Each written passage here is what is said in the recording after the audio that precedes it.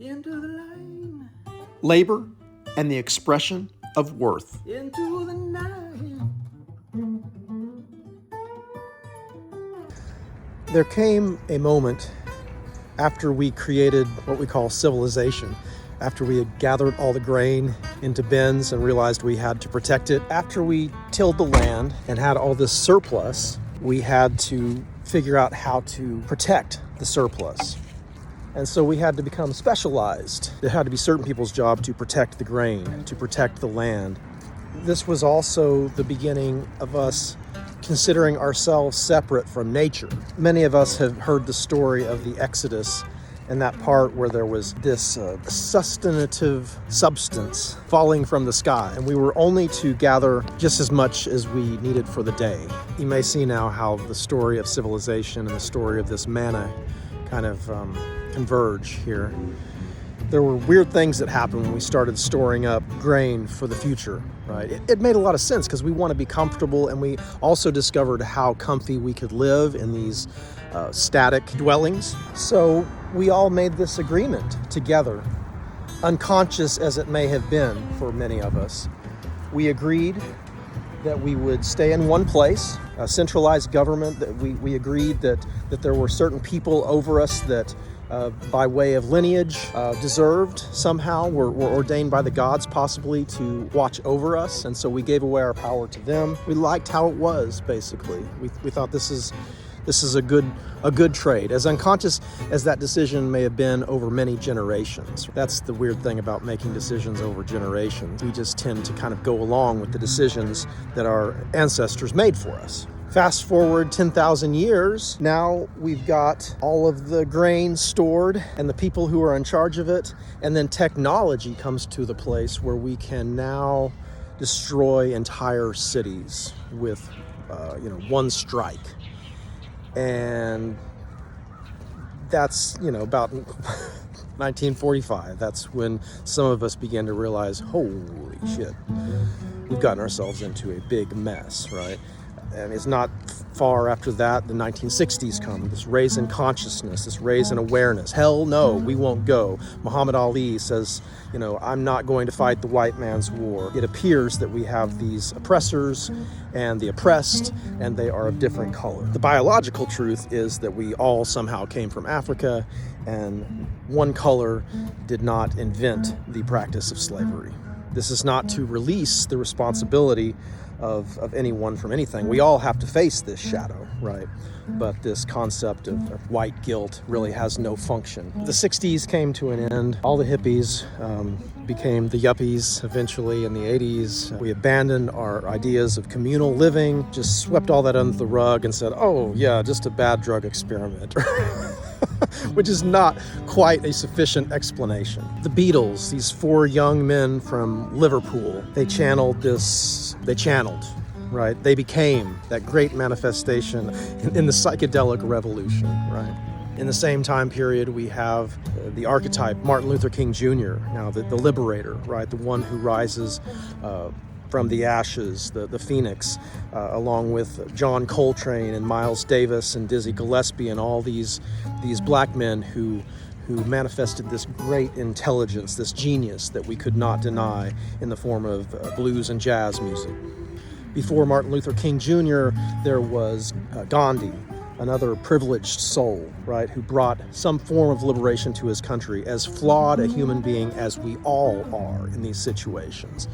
But there is a divine push that's just waiting for someone who's willing to say, yes, I am willing. Gandhi was influenced by the writings of Henry David Thoreau, right, who wrote Civil Disobedience.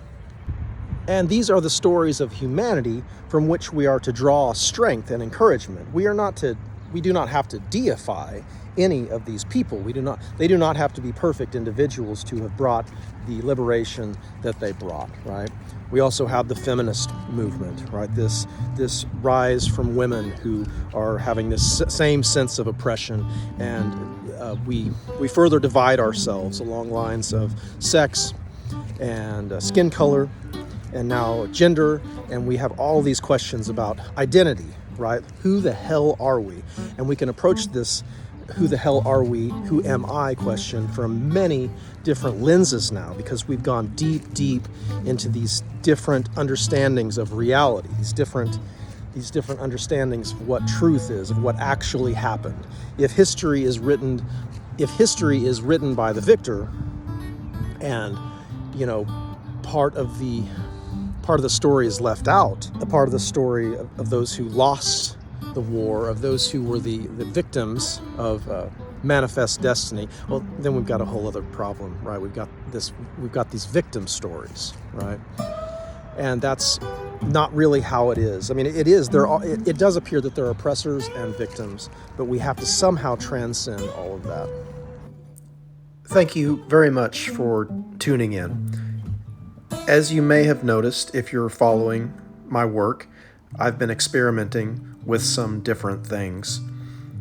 What you've just watched is an attempt to fuse what we think of as literal history and what we think of as symbolic or metaphorical or poetic mythological history.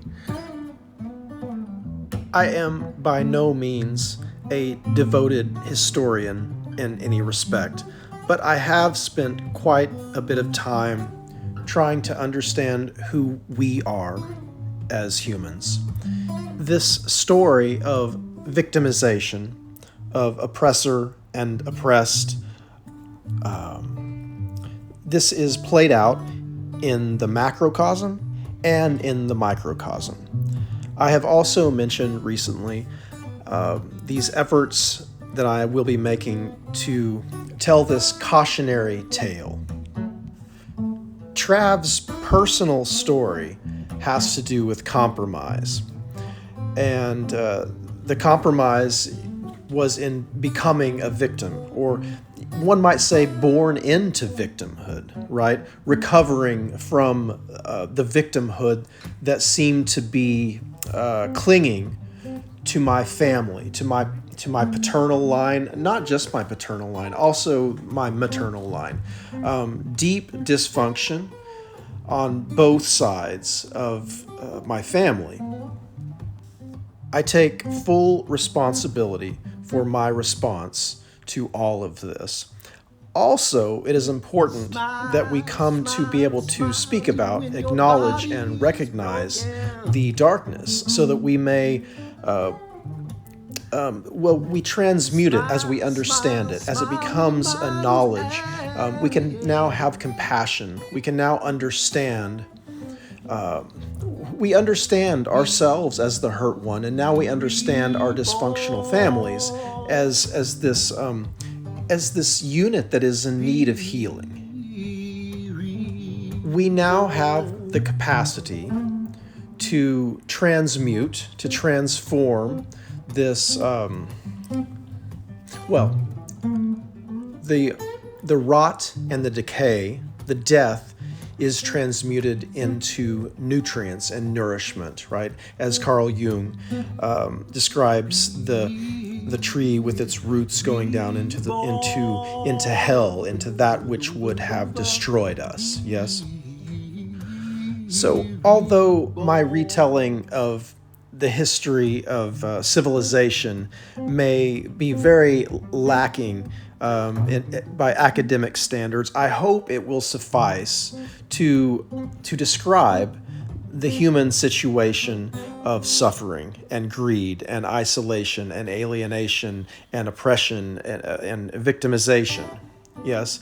And then, so as we see this manifesting in the macrocosm, we also see this manifesting in the microcosm, the inner space, the personal space.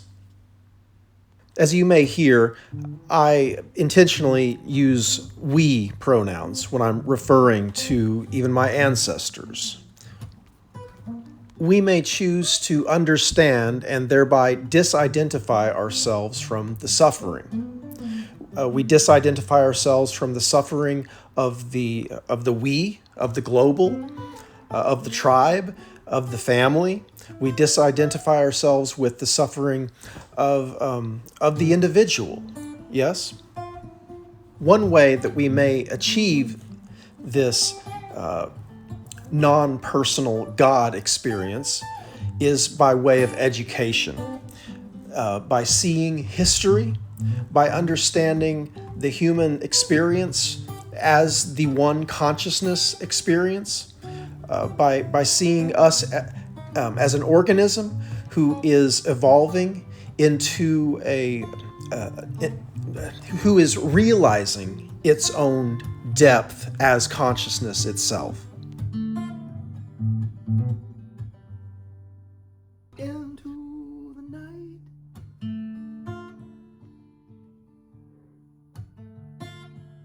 Into the light.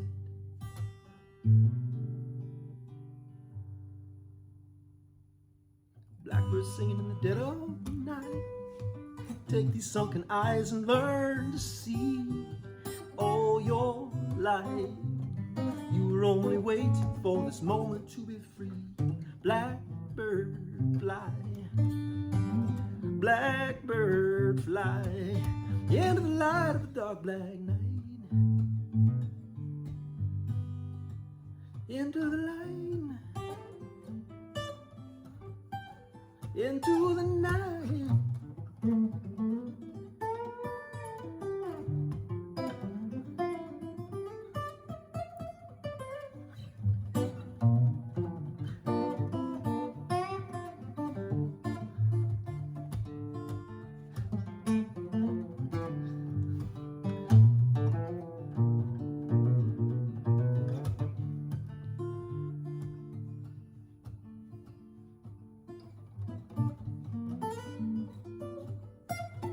Into